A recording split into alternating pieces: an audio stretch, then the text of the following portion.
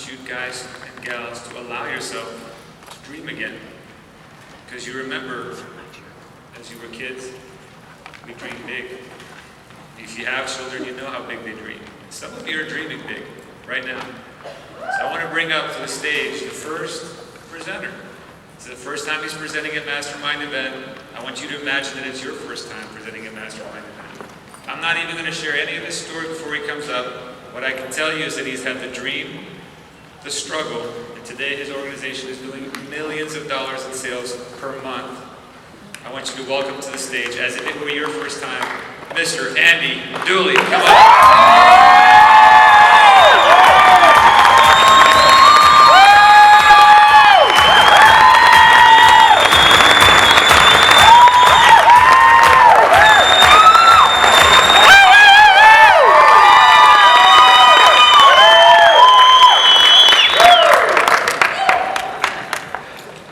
January 2nd, 1998. I am 10 years old, standing in line to buy milk in Albania. 5 o'clock in the morning. My dad had been there in line for 3 hours. So I came there so he could go back to work. And I was there for several hours. And I was 3 people away when the cashier said there is no more milk. People left. I had a young sister at home, 1-year-old, and I remember just in tears asking her, it's got to be another bottle, there's got to be some more milk left. She said, no, sorry. I remember standing in line to buy bread, and most days the truck did not even come with bread. I remember most nights going to bed hungry. We didn't have running water 24/7. We didn't have power 24/7 that we so take for granted here. The shower you took this morning, we had water 2 hours in the morning, 2 hours in the evening. The power, hot or cold, we had electricity just a few hours a day. And if anybody complained because of the harsh regime, because of communism, they would kill your whole family. So forget about complaining, you couldn't even think about it. The whole country was very isolated. As a kid growing up, I heard of this thing called the American dream. And in Albania, we did not have the Albanian dream. And we're across the beach from Italy and Greece, and I never heard of the Italian dream or Greek dream. So I begged my dad. I said, Dad, please help me get to America. I begged him. I said, Dad, if you help me get there, if you give me a chance, I will pay you back. I will help the family. I will help support you guys. April of '98, I applied for a visa. Over 50 people applied that day, and only 3 people got it, and I was one of the 3.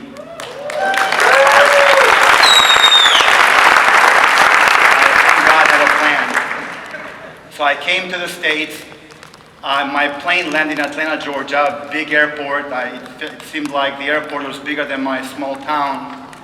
And I went to a McDonald's, go figure that. And as soon as I landed, I was hungry, I was thirsty. And I went there, and the lady, I did not speak any English, nothing. The lady there did not understand what I was trying to say, so she kind of blew me off, and I turned around, and I thought, what's another day going to bed hungry and thirsty? Embarrassed, just left. And came to the dorms, learned English. I figured if I want to be immersed in the culture, I have to learn the language. A few months later, the dorms closed for the summer for a couple of weeks, so I got into a small rental apartment. I slept on the floor for the first few weeks. I had some sheets, I had some, blankets. I didn't have a bed. I had not discovered Craigslist then. And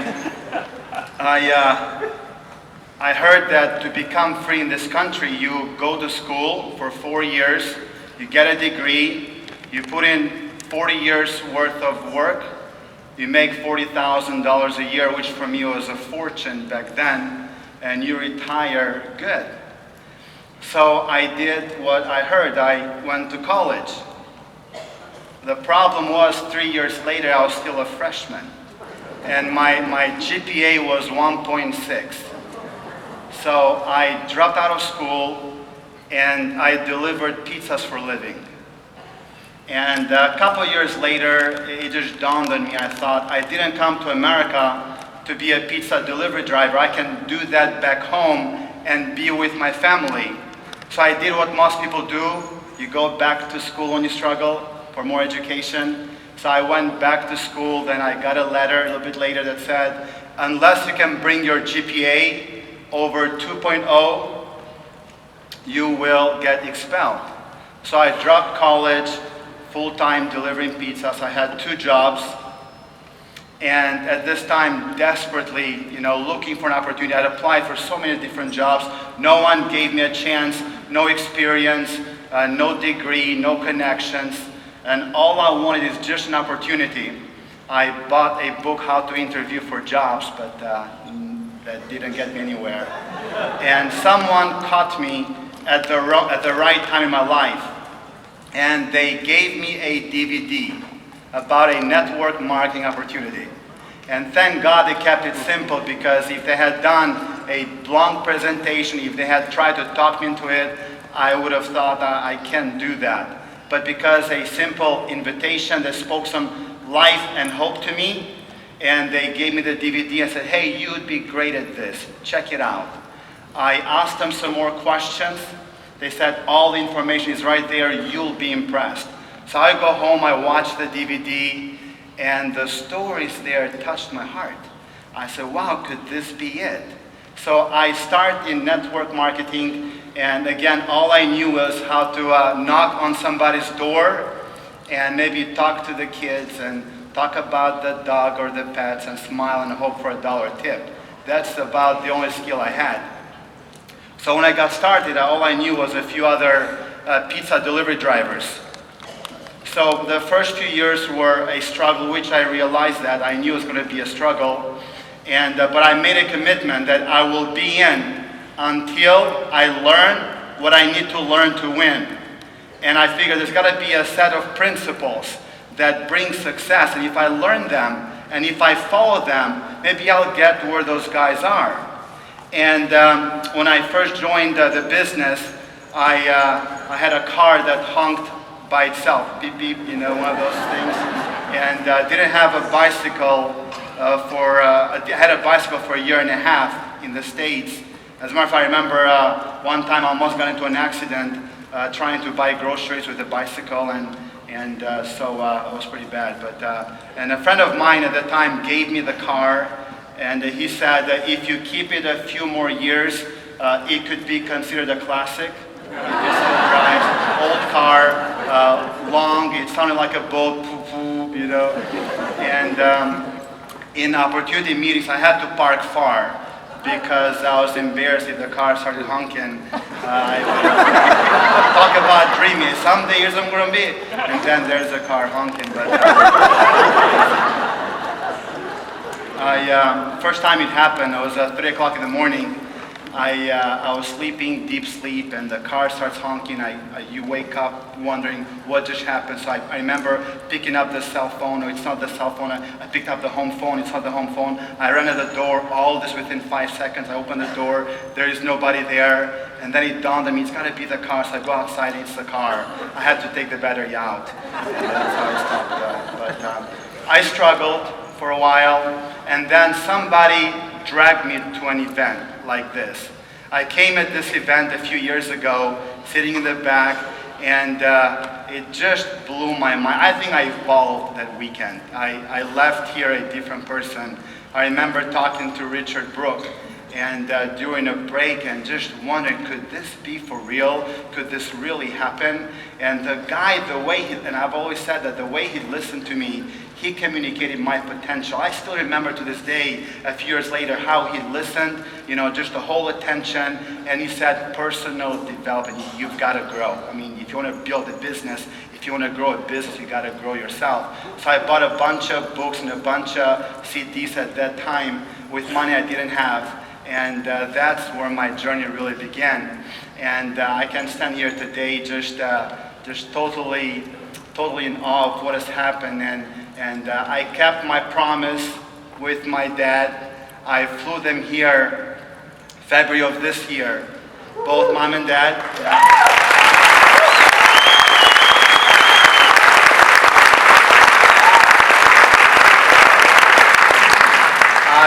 I flew them to the States. I took them across the country, 6 weeks vacation, coast to coast, 5-star resorts, everything. And then at that last evening, I told them the whole journey. I told them the whole story.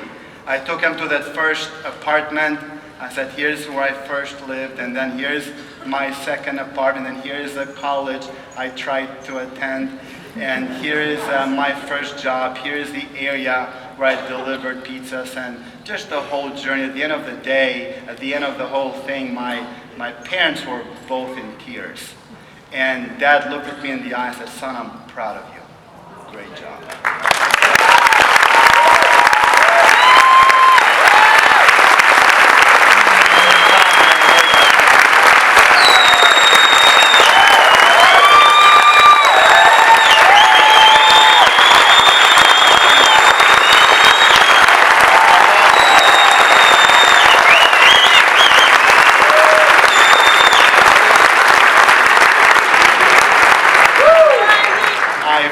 Back again a week ago.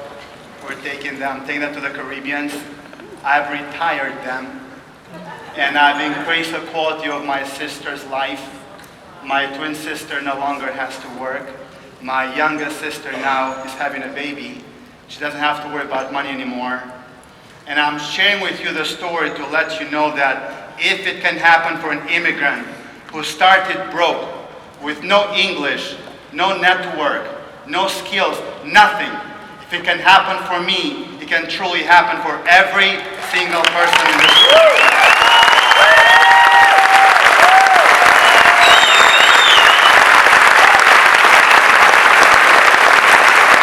In closing, how can you go from crisis to comfort?